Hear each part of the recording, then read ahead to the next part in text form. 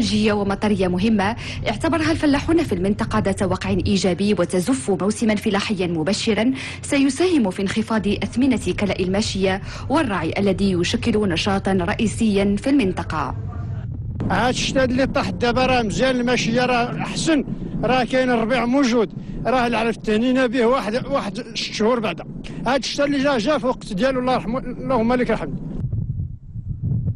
بكل ما قرب هذه الواحة الأمطار والخضرة علت هذه المنطقة بألوان بهية ومناظر طبيعية أغدقت بفيضها على المنطقة واستبشرت بها الساكنة خيرا. حيا بها الله سبحانه وتعالى الأرض ديالنا بهذا المطر النافع اللي في هذه البداية ديال الموسم الفلاحي. هذا المطر إن شاء الله تعالى غادي ينفع الفرشة المائية ديالنا، وغادي ينفع حتى المستقبل الربيع غادي يزدهر إن شاء الله تعالى، وغتكون الأمور على أحسن ما يرام إن شاء الله تعالى.